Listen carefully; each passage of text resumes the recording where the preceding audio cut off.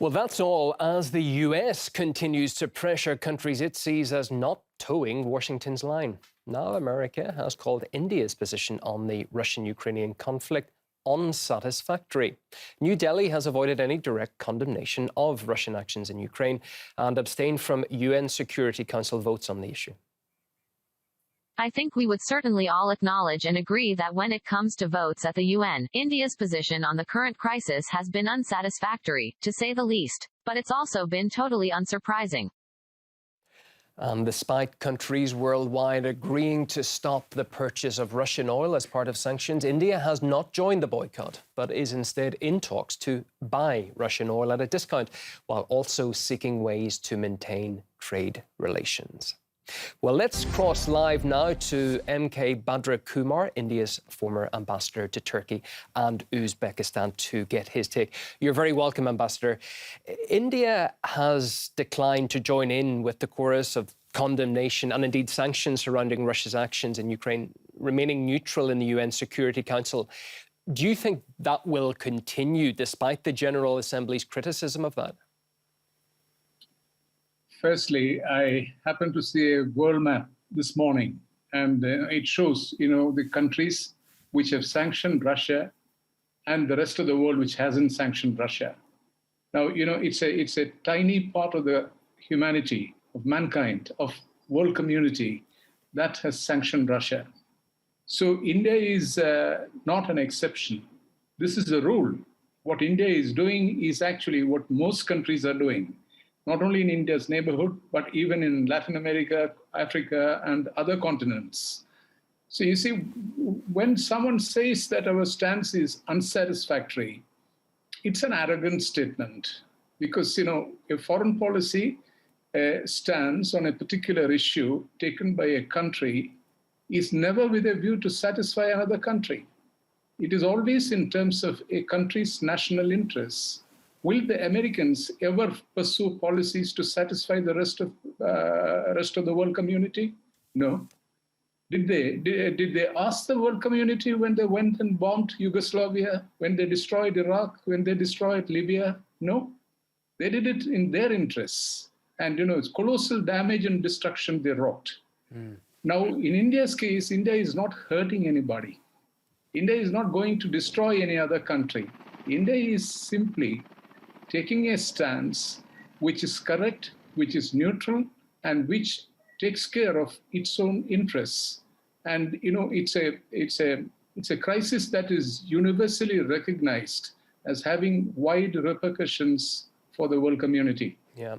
And I think it is logical that India takes a stance of this kind, which protects India's interests. And we are not interested at all in satisfying the United States.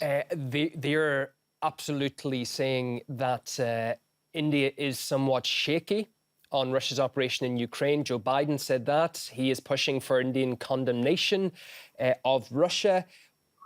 Do you think Washington will be at all successful in pressuring India, sir? If I understood you, you were asking me whether the United States will succeed in pressuring India. Yes.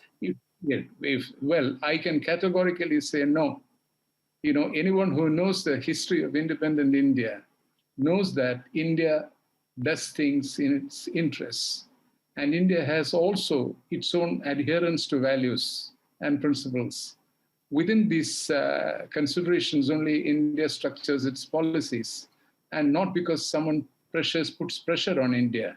India cannot bend this way, that way because of pressure.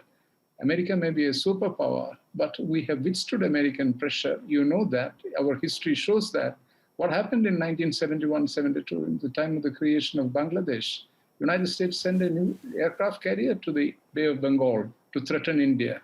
Did India buckle? No. India was a much weaker country at that point in time. So forget it. There's no question of anyone pressuring India to do that. If India ever does that, it'll be again in India's interests. How prepared do you think Western countries are for possible blowback over their own sanctions against Russia? Well, that is something which is still unfolding. The decision taken by Russia that all energy transactions with non-friendly countries shall be in ruble currency, itself, has set the Western world into panic. They really don't know how to do that, because effectively, as far as I understand it, effectively it means that dealing with the Russian central bank, which is under sanctions. So if they want the energy, they need to deal with the Russian central bank. That is as far as my understanding goes. So you see, it's a non-confrontational move. It's a logical move. It is for safeguarding Russia's own currency at a time of volatility. And it is not in terms of hurting anybody. It is not in terms of Russia blackmailing anybody. Russia says that it will give the energy. And this is a typical example of, the unfolding drama that we see. I read the UNCTAD report the other day, which in the context of the conflict in Ukraine, which analyzes, the heavy dependence that the African countries have on wheat supplies from Russia. One country, Benin, for example, 100% it depends on Russia for wheat support, wheat supplies. About 25 countries I counted, for which, more than one third of their imports of wheat are from Russia.